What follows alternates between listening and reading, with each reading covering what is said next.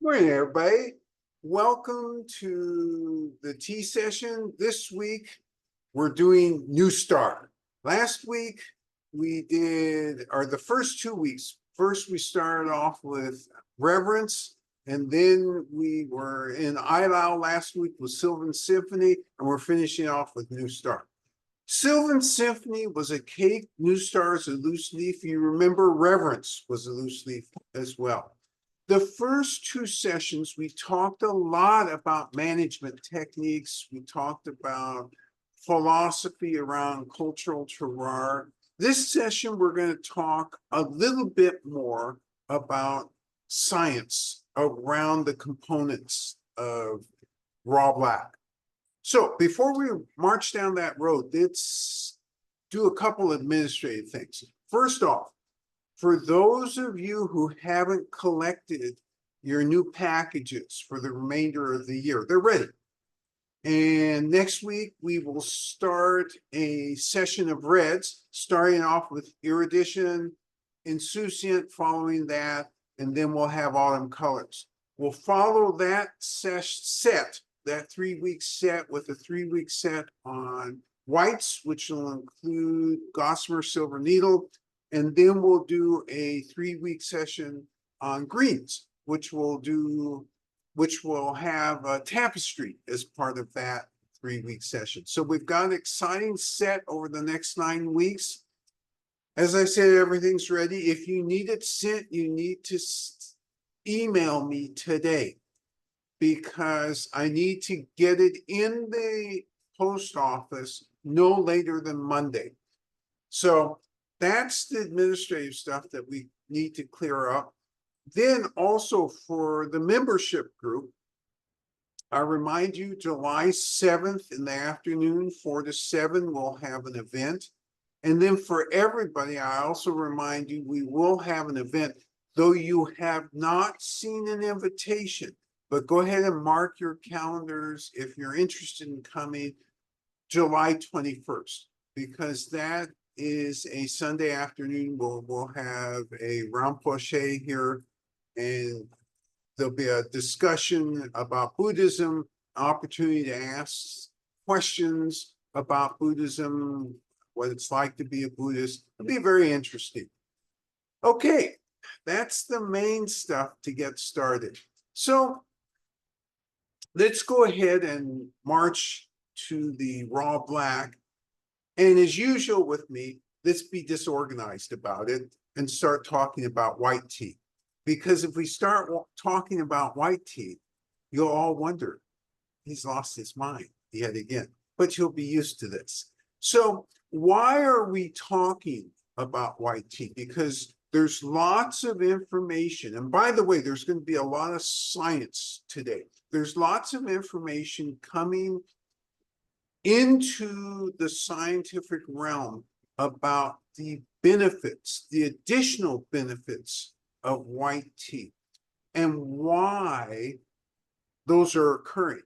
So, it's one thing for me to tell you that aged white tea is considered really valuable. In fact, they have a saying in Chinese, something about, you taste first year, by the third year, it's medicine, and by the 7th year, it's a treasure. Why is it a treasure? Well, heretofore, nobody could give you any science clues about that. All they could say is, yeah, the locals in Fujian understand that when you consume white tea that's 7 years or older, you get additional alleged health benefits. Now there's some real science. And the reason I'm starting off with this is because it was derived from research on raw black and white black. And so what they found is as tea ages, the size of certain compounds, certain molecular compounds changes, and they become smaller. And as they become smaller, they also enter your body in different ways. And this is the key that scientists who were studying white tea, they went back, they saw this research, they said, hey, I wonder if this is what's going on. As the white tea ages and oxidizes, they are the existing nanoparticles, which are already small, become yet even smaller.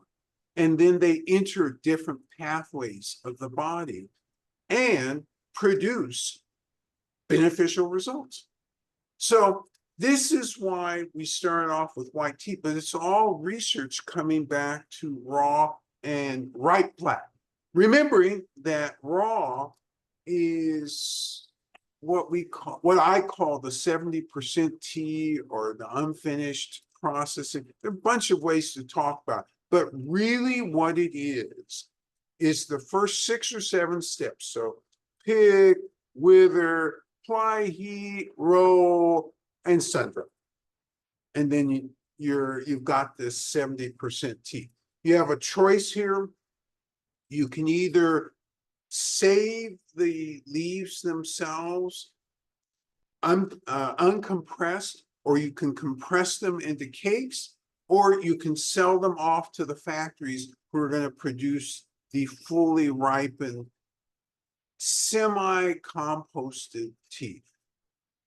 So, and that's what you're used to seeing in the market as puer, P-U-E-R, sometimes P-U-E-R-H. So, today we're focused on New Star, which is a raw black, and we're focused on some of the science, which is really, really surprising.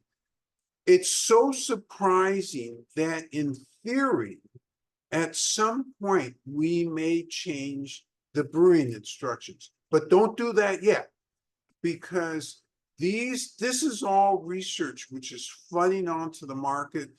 I'm trying to get my arms around it. We're trying to make some decisions based on what this research is. So let's talk about some of the components, the known components in raw black, which seem to have health producing benefits. So first off, raw black has significant quantities of vitamins B, C, and E. And so that's one thing that I didn't expect to see in the literature. And yet there it is. There are, and by significant, does it mean you're taking a vitamin pill? No, but it does mean that these vitamins exist. And if you're consuming any reasonable amount of raw black, then you're getting some supplementation. So that was a surprise to me. I didn't realize that. I've always realized that it's rich in polyphenols. I've always realized that there's some other compounds in there that it's rich in. I knew it had lovastatin, traces of lovastatin. So in effect, it's a natural way of reducing cholesterol. The research has been on the market for a long time that it lowers blood sugar, that it's good for the digestion. There's lots and lots and lots of research out there on those particular elements. So this is kind of a review and a reminder. What there hasn't been a lot of discussion is brewing temperature.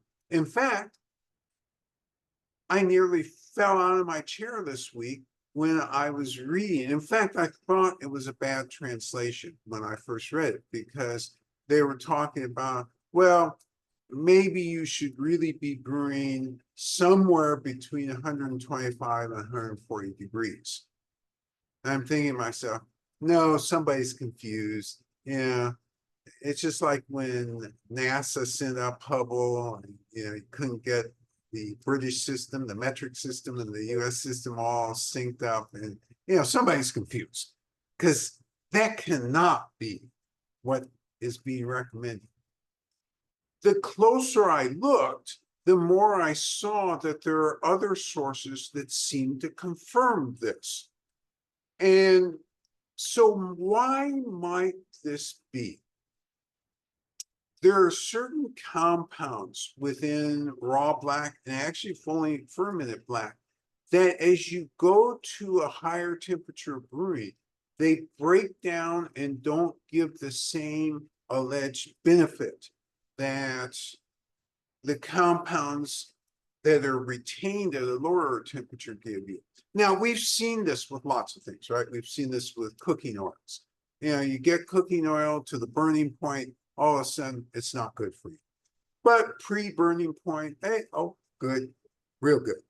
So this is that same sentiment. You get some of these compounds to a certain temperature and they lose the value that is implicit in what they could have if they were brewed at another temperature. So one of the compounds in particular that's being talked about, and we haven't really talked about this because remember, though I love to use long words, I love to pull out scientific words. Over this last 2 or 3 months, I've been doing a disciplined approach and not doing that.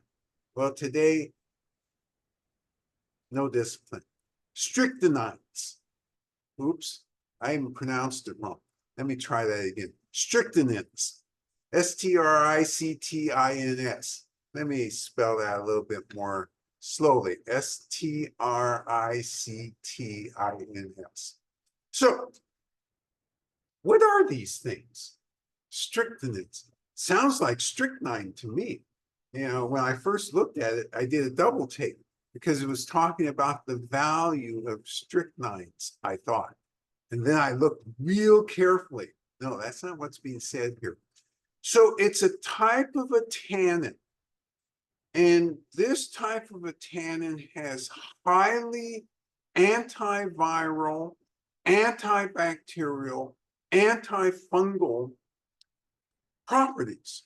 And in fact, in test tubes and in the test environment with mice and other test participants, this seems extremely valuable in terms of fighting against or destroying viruses which are harmful to humans. So we're talking about influenza. We're talking about in a test tube environment, COVID. I mean, we're talking about a lot of big things. And so this research, by the way, is brand new. It's occurred within this last year. This compound has always been there. And it's been called something else, something like elogistrin, something like that. And it turns out that it will separate in the body, and it's the strychnine which appears to have this type of benefit. So this is one thing, one compound that's very interesting. Theobromine. So some people will say theobromine. Both are okay. And that's a compound for which a lot of research over this last 2 years has gone into because they think the scientists, and by the way, where's this research being done? I believe all of it is being done in China. So the research is focusing on anti-obesity, that these turn on certain, it almost has an epigenetic feel to it. It turns on certain genes and turns off other genes that promote anti-obesity. Yes. Theobromine with an M? Theobromine. Bronin, B-R-O-N-E-N. Okay, no. Theobromine. Okay. Okay, yeah. So you will see more research coming out on both of these compounds. In fact, I have a feeling over the next 2 or 3 years, you'll be flooded with articles about the strychnines. You won't be flooded with articles about the theobronins because I think that research is more difficult. I think while they have drawn through mice tests clear connections, they're pretty far away from saying, I think, that this really feels good as a human relationship as well. Whereas the strychnins, they're feeling better about that. So this is current research. And again, usually I don't want to spend a lot of time in these areas because we're not scientists. Well, actually, we all are, but we're not professional scientists. And as such, the sense of trying to understand all this stuff, remember, I take it, I understand it as best I can, and then I give it back to you in a format that's easy for you to understand. And the real point here is this question, well, why in the world should I drink raw black? There's no reason, is there? Should I drink raw black? Well, turns out there may be some very good reasons to drink raw black, aside from taste reasons. Now, it's always assumed you drink things because of taste reasons. That's really important. On the other hand, it's nice to know that there are additional health benefits. So that's information that I wanted to bring, because a set of 3 of these is not complete in a way without giving you a little bit of science and without giving you a little bit of where we are in terms of category versus alleged benefits. But I will tell you, among all the things I just talked about, the thing that excited me most was this link to white tea and why the aged white tea is so beneficial for human consumption. That link was startling to me, and I had never seen anything like that. And in addition, while I'd heard these sayings for years and years, oh yeah, I get the age stuff, the age stuff does this, that, and the other. I hadn't seen science that I felt like I can really share this with everybody because it makes sense to me. So that's the science component, essentially, of what we're going to do this morning. Let's talk about New Star a little bit more, and then let's go ahead and start tasting it. So, is New Star a new tea, or is it been around for a while? Well, it's a new tea to Sophie's, hence New Star, but it comes from ancient tree. The trees in this particular area are about 1,300 to 1,500 years old. How close are they to the Sylvan Symphony Grove? They are about 7 or 8 miles away. Therefore, they're far enough away that the terroir is sufficiently different that you're going to have a sufficiently different taste profile this morning. Remember, you took good notes, presumably, last week on Sylvan Symphony, because that was kind of magic as raw blacks go. You remember reverence had a certain approach. So let's go ahead, while I'm ahead of the game, I am ahead of the game slightly, and go ahead and start the process of brewing.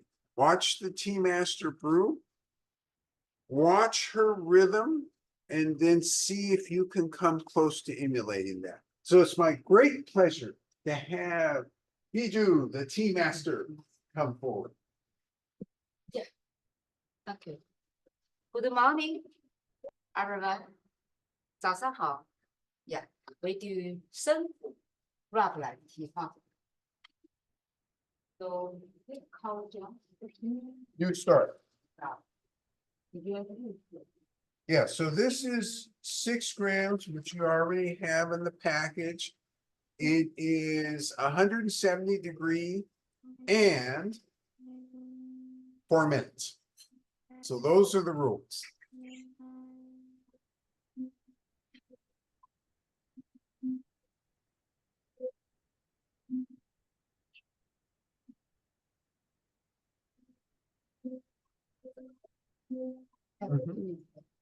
Okay. Yep. As much as possible.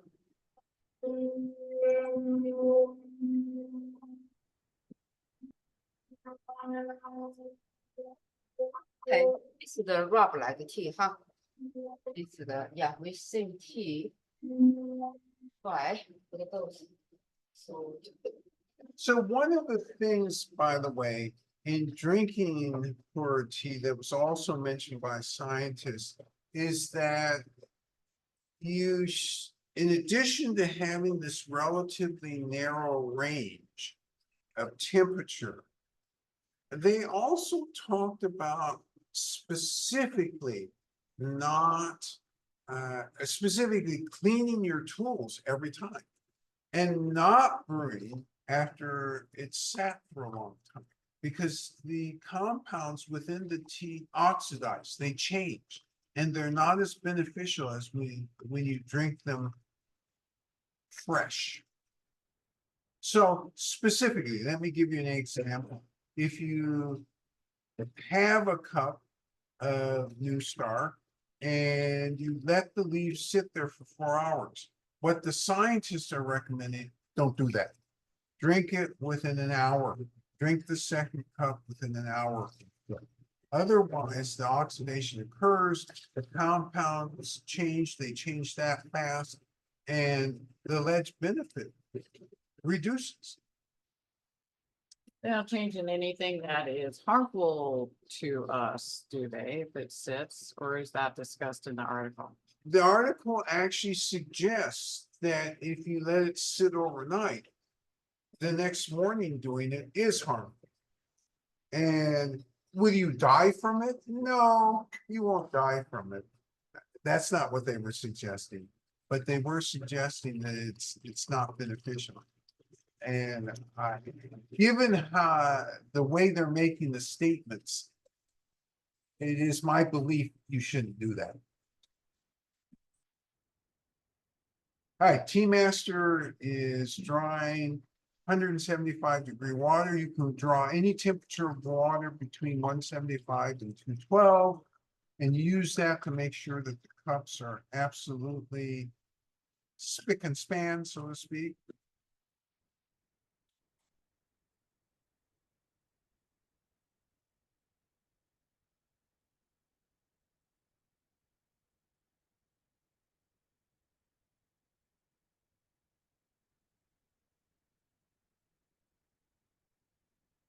And as usual, it looks like the Tea Master is plain. This is not plain. This is really dissipating the steam, really cooling it down to a certain temperature. And remembering, especially based upon what I said earlier this morning, my goodness, lower is better, apparently. And you'll get more information about it, about this particular aspect from us as we do more research. Because we obviously want to get you drinking this at the most beneficial, in the most beneficial temperatures, at the most beneficial temperatures. The Tea Master is making 2 cups at one time, so you see the technique here in Technicolor, so to speak.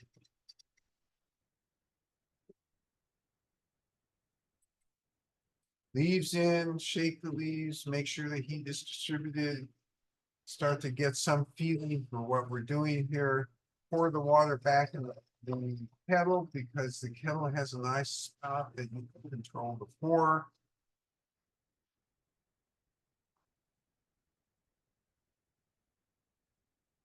Setting the timer for 4 minutes.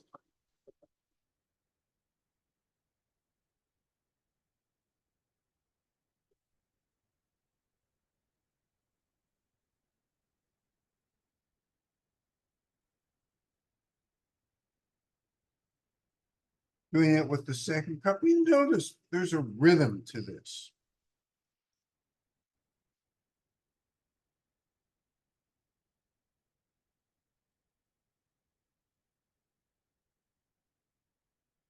All right. 4 minutes for the second one, yep. So one of the things that the scientists said, which also I don't think we've heard before, although logically it makes sense. I mean, anything in excess is a problem, right? The only thing that I know of in excess that's not a problem is chocolate. Everything else, if you eat liver for 3 straight meals, that's called in excess, and you're going to have a problem. The scientists point with the raw black, and actually all fermented teas, is don't drink in excess. The issue with that statement is it's undefined. And it has to be undefined because for all of us, we're all built differently. We all have different tolerances. If you told me, well, I drink 12 cups a day, the first thought that would come to mind, excess. But maybe it isn't. Maybe you trained yourself to drink 12 cups a day. But if you told me, oh, I'm worried, I drink 3 cups a day, the first 2 words that would come to mind, no worries. 3 cups is not excess. 12 cups is likely excess. So scientists have focused a lot more attention. And these are types of studies I'm not used to seeing, because usually scientists, especially agricultural scientists, are doing these studies. Well, show me the components. Which ones are good for people? How do we activate those? What are we going to do to make sure that the plants have more of those and less of things we don't want in them? I mean, we go through those things all the time. Very rarely, in fact, this is the first time I've seen a temperature study. So that, I think, was very surprising to me. And this is also the first time I've seen a study which the same state talked about excess in terms of consumption. And that would be both for the raw and the fully processed or fully ripened pu'er tea. So apparently there are some limits, and I'm sure over this next year, we're going to see some more information about that and what constitutes excess. And this touches upon another subject, and that is, you see many people here have an assumption that pu'er or fermented teas, I guess because of the word fermented or because of the color, who knows exactly, maybe because of the microbial agents, there is this assumption that there is extraordinary health benefits attached to these type of teas. What I would say in response to that is that drinking across the whole spectrum of categories will bring you extraordinary results. Okay, the first 4 minutes has expired. Tea master in an orderly manner, very controlled, separating the tea leaves from the liquid. You're going to save those tea leaves because you get 2 more great cups. And the second cup is going to be ready here momentarily. There it is.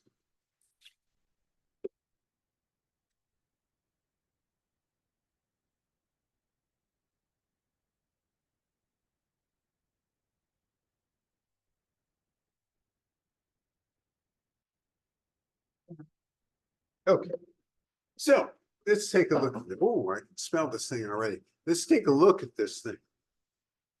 All right, when you brew, which will be in a minute, it should be this color. So there's some distinct yellow in this color. There are trichomes in the water. There is a distinct smell, good smell. And now we're going to go ahead and enter the quality arena. So the quality arena is where we spend time making decisions about our judgments and comparisons with the same category. So we've had the same category over the past 3 weeks, starting with reverence and last week with Sylvan Symphony. We're going to start off 170-degree sip, and we're gonna look at astringency. Where is it reacting in the mouth? Where is it drying in the mouth? And then we're gonna think about aftertaste. You're gonna get your notes out, because the second time you go through this, you'll focus on verifying that the astringency and mouthfeel is what you really believe. You'll look again at aftertaste, but you'll also appreciate the taste, the aroma, and then finally the energetics. So let's go ahead and start. You don't start. I will go ahead and start.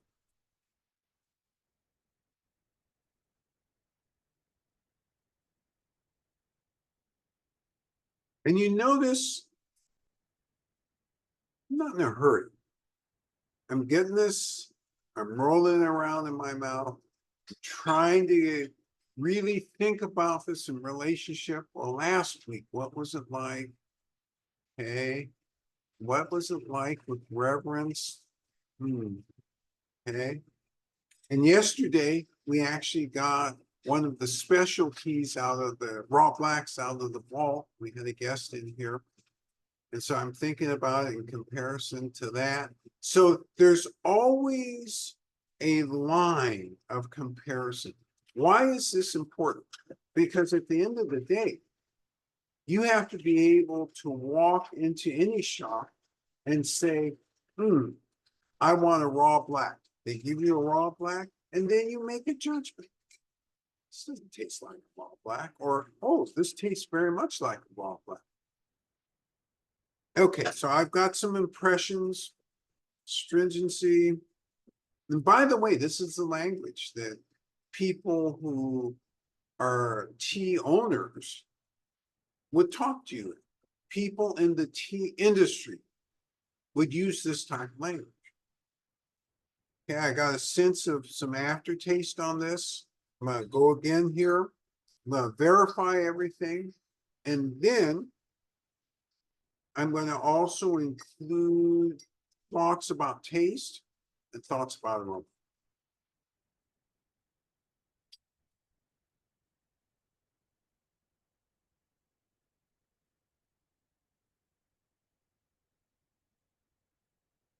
And just be comfortable as you let that tea swish around in your mouth. We're not in a race here. We're trying, instead of being in a race, we're trying to go deep into something, trying to go deep into this tea and have a really good understanding of what this tea is bringing to us. I'm thinking about the energetics now. Even though I'm still a little fuzzy about it, I'm still thinking about it. Have a brief impression. Okay. And so now it's going to be your turn to brew this and your turn to go ahead and take notes. So the tea master will come and brew with you right now. We have some feedback already from a participant who says, I seemed to detect a stone fruit aroma in the warm leaves. Oh, that's a great observation. So we already have a stone fruit aroma. And when you think about reverence, when you think about just focus on this. When you think about reverence, when you think about Sylvan Symphony, you had a fruity opening round, but it was different than this fruit.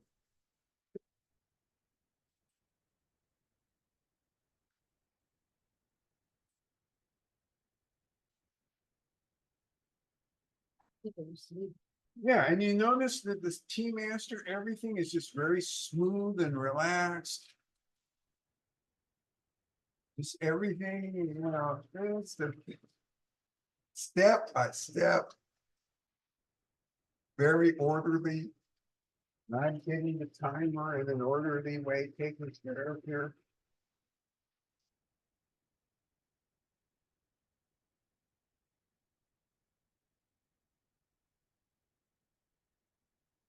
And the tea master is drawing that 175-degree water.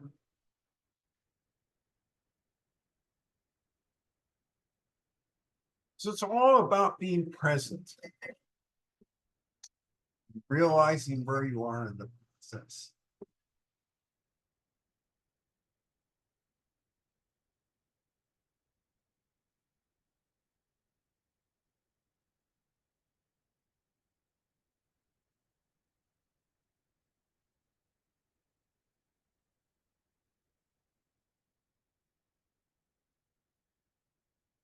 And so why is the tea master taking an extra step here? If you remember the first time, she didn't really pour the water out over the strainer. That's because we had already cleaned the strainer prior to getting on. This time we've already used it, haven't we? So therefore, it only makes sense for us to clean it. And again, it's not that we're using a different tea. It's just, what if there is a stray leaf on that strainer? It will influence getting to the best possible taste. And that's what we're all about here. Being present, getting the best possible taste, using the best tea leaves, using the best water that we can come by. All of this generates that happy feeling at the end.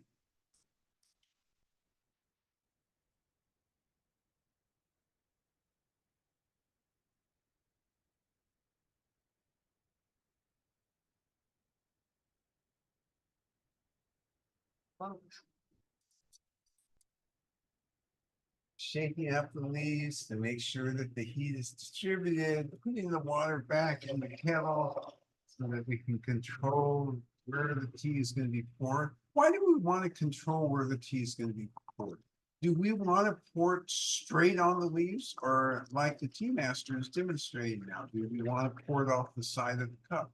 We want to pour it off the side of the cup, almost as if you're pouring underneath the leaves. Because that way you don't scald one leaf and leave the others unaffected. That gives an unevenness. That would produce a sharpness. And we're trying every possible technique to reduce sharpness. You want melon. All of us tea drinkers love melon. We love round when it's appropriate. So if you're dealing with a cliff tea, there are times, because of the age of the cliff tea, in other words, it's finished, just finished, it's been 30 days out or 60 days out. And if the cliff tea isn't pretty robust at that time, that indicates some sort of issue. But robust is different from not round. We still want round. Robust and round exist in the same sentence, and they exist in the same tasting profile. So when I'm talking about round, there is a sense of the leaves projecting, not projecting, but infusing the tea in an even way that makes you feel a balance of some sort. That balance doesn't deny, oh, more astringency in this particular balance, or less astringency in this balance, or more roast in this balance. All of those things are possible and desirable by variety. So that's why, as we go through these rules and as we go through these explanations, I'm really trying to parse down to the finest detail what we're doing, so that you catch what's permissible and what is impermissible. Under no circumstance should the four-letter word sour ever be part of a discussion of a tea, unless it truly is sour, in which case somebody has made a mistake. In fact, if it's sour in the shop, that means we have made a mistake, or at least I have made a mistake. We don't do sour here. And in general, the best of the producers don't do sour. Sour is a brewing not a brewing, a processing mistake. Gotta avoid that. So there are a few things which point to mistakes, and then there's all these other terms that we normally use that point to successes, that point to this craft is being done incredibly. So we have a neighbor who went to China not too long ago. And we also have somebody who went to the Azores not too long ago. And they came back with a similar comment because they, in both cases, they saw production that was machine producing. And the tea was definitely of a different quality. You can't get to this quality without an individual handpick. Why is that? When you use the machine, and these machines, it usually takes 3 or 4 people, and they're going over the top, and you're getting an uneven cut, right? Because the tea leaves don't grow evenly. But when you're picking, you're getting a very specific pick, and that's what adds to the roundness of the tea. Kathy had kicked us off with a comment, and now we have a comment from Jen. The smell of the wet leaves is both umami and slightly sweet. Smell of the wet leaves, both umami and slightly sweet. Love this. The umami nature of raw black is always important to point out because it's it exists in all of raw black, especially raw black that is done well. Sweet is almost always part of the raw black equation as well. So Kathy's comment started out with stone fruit. Jennifer's continued. What kind of stone fruit do we have? Well, we have a sweet stone. Rob shares the smell of the tea liquor is a combination of ocean, floral, and vegetal. Ocean, floral, and vegetal. This is Rob's commentary about the aroma and the taste of this tea. Love this commentary because, again, it encompasses that umami we've already been talking about. It parses umami and vegetal. I love the fact that you did that. And then Rob used different words, but he means the same thing.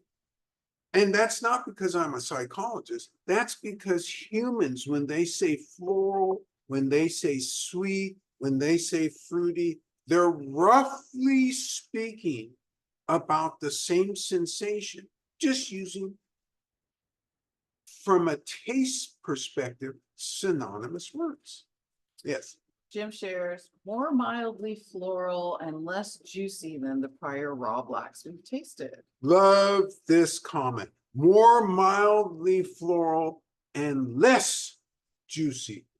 This is a great comment. And so I queued you up for some of this. And the main way I queued you up is I said that this farm is some 10 to 12 miles away from where Sylvan Symphony. It's a different grove. It's a different terroir. I mean, close is close, but close isn't identical. And what's going on in terms of remember, these are younger trees, they're still ancient trees, and they're exposed differently because of how they face the sky. The Sylvan Symphony, that is deep in the forest. It's heavily forested. It's a different micro terroir.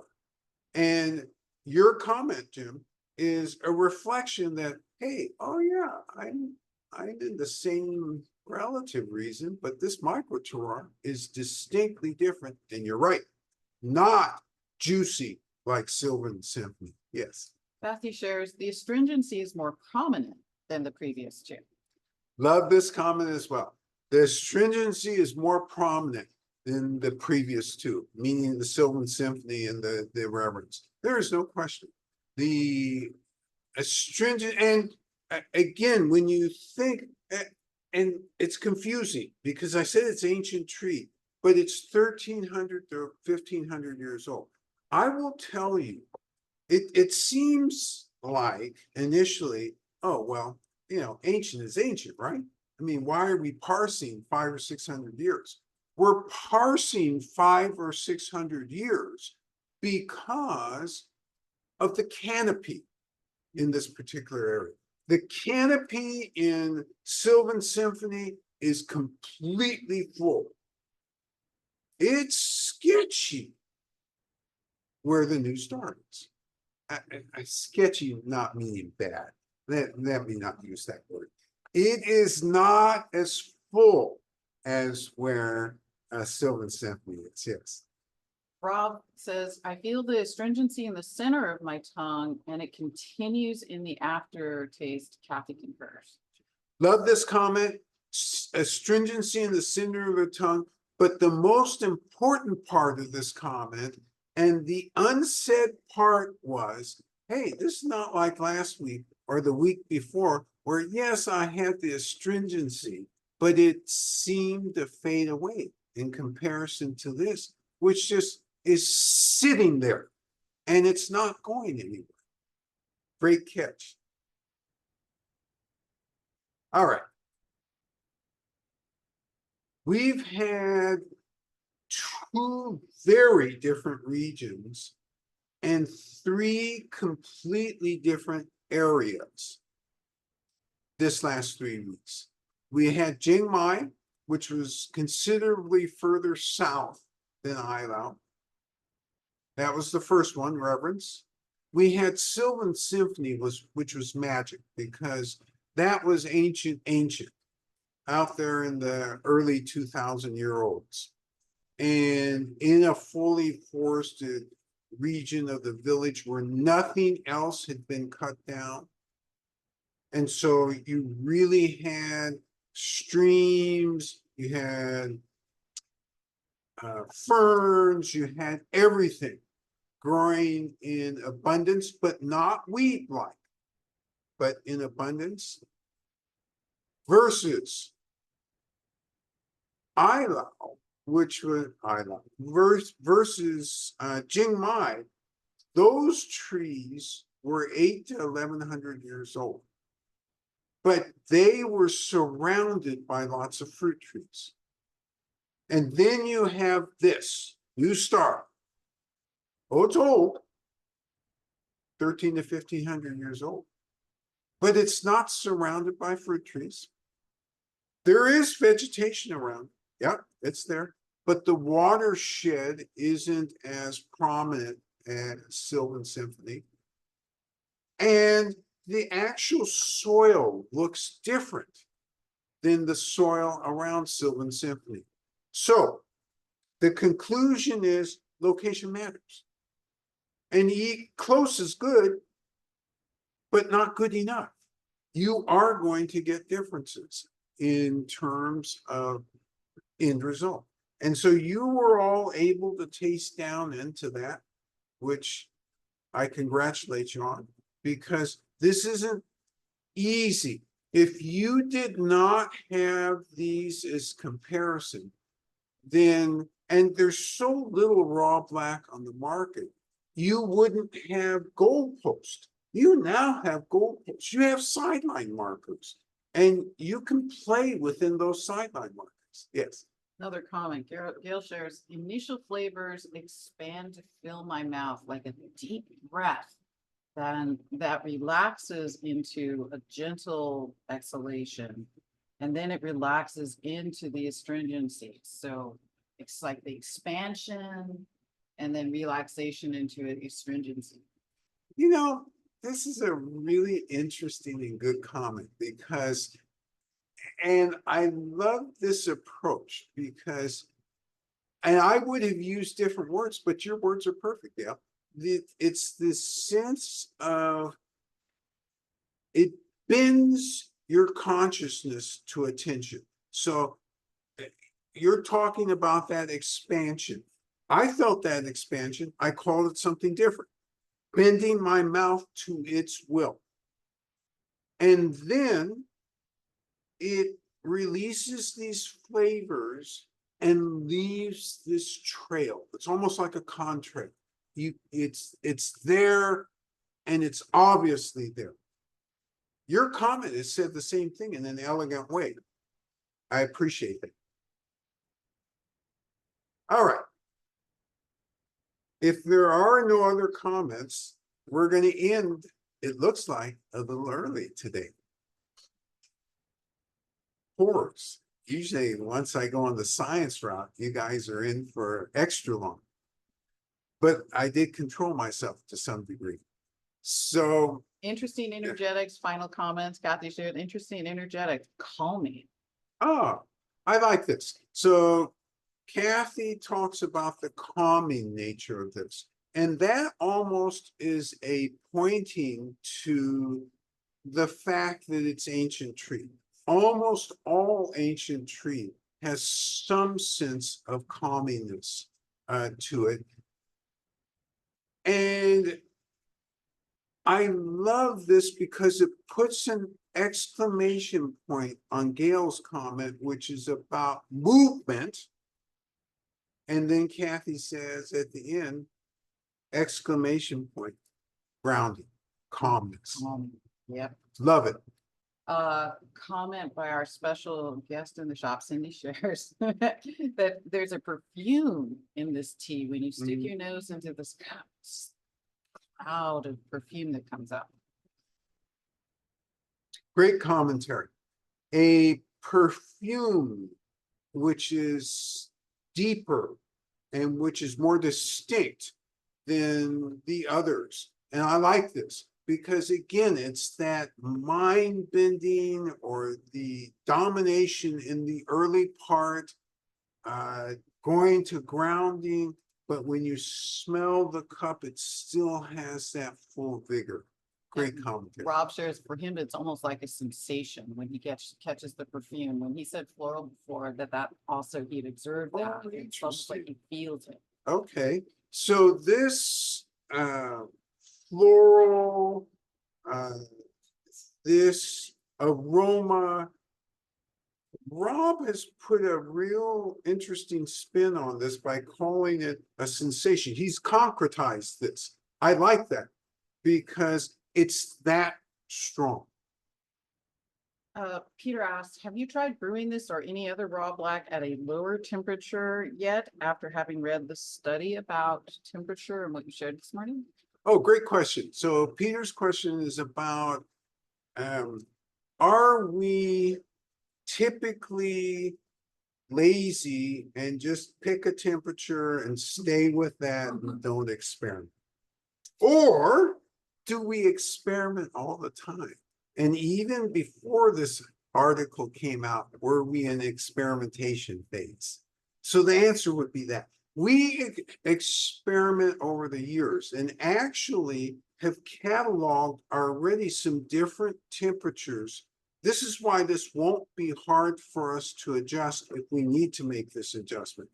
What we haven't, and that's, okay, so our experimentation is all related to taste. It's not related to the science of the health benefits, the science of the tea itself.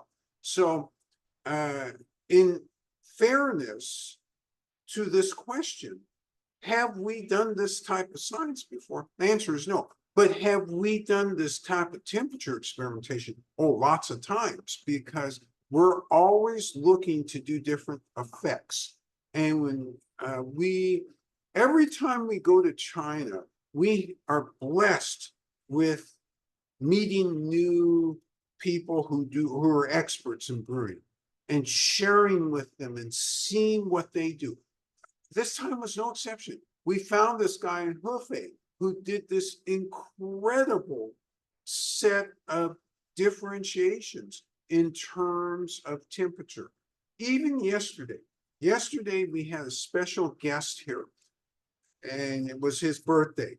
And so we pulled out stuff from the vault and did this temperature gradation from a low, and this was before I had even really paid attention to this article, because yesterday afternoon, we were, busy experimenting, and we did a set of 3 teas, 3 different temperatures, interweaving them. Yeah, we do this all the time. And we have a methodology for doing this. It's really hard to teach that unless you're here taking lessons from us. So yesterday, the person who was benefiting from this was noting, and he said this before because he travels all over the world. He goes to China all the time. He goes to Taiwan all the time. And he came back and reiterated yesterday what he has said this whole last year, which is nobody does it like we do. Nobody understands the essence of these teas. I'll tell you what our advantage is. Our advantage is we start in the fields. That's number 1 advantage. Number 2, we talk to scientists. So we have some sense of the developmental nature of understanding and of the plant itself. And oh, by the way, we spend time in these ultra secret tea research institutes. So again, we're seeing what they're doing in terms of what the future looks like. We do all of these things. So the result is when we are going through I wish we could say safely that we are world famous tasters, but that would be false because all over the world there are people experimenting. What I can safely say is because we have such a deeply rooted understanding, so to speak, of the whole tea plant and the industry, when we do experiments, we're thinking back to what we've seen for the processing. We're thinking back to what the plant looks like.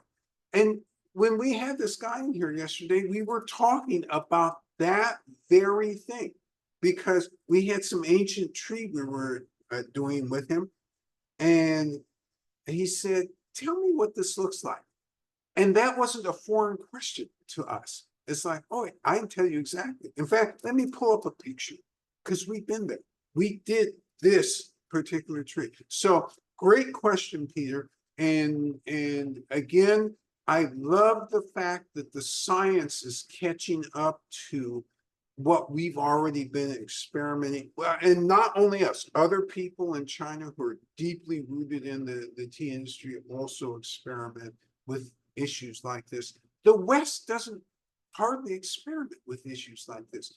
And I'm going to say something ugly. So I've told you ahead of time. So if you want to put your hands over your ears, this is going to take me 1 minute. And then after that, you can take your hands off your ears. The bulk of the tea industry here cares deeply about the tea. They do not care deeply about the brewing. They have forgotten about the brewing. The instructions are so generic. They don't care. They give the impression of not caring. Okay, that was the minute. You can take your hands off your ears. Can you confirm Sylvan Symphony is also ancient tree? Yes, Sylvan Symphony is really ancient. Oh, that's the 2000. Real, yes, Oh, 2000. very good. All right. Okay, good. I salute all of you because you ask such fabulous questions and you stretch us and you make us think of many things that we have buried in our head, but we don't get out to you until you ask these questions. You guys are really, really good. And again, I'm going to say this phrase. I know that you don't like to hear it, but I got to say it. You are the 99%ers. You really do know more than 99% of the tea drinking audience in the world. Congratulations. Now, what's your responsibility this week? Your responsibility is to get ready for a red tea set starting next week with erudition. This will be a fun tea. The other responsibility this week, stay healthy. We'll see you next week. Bye-bye now. Bye, guys. Take care.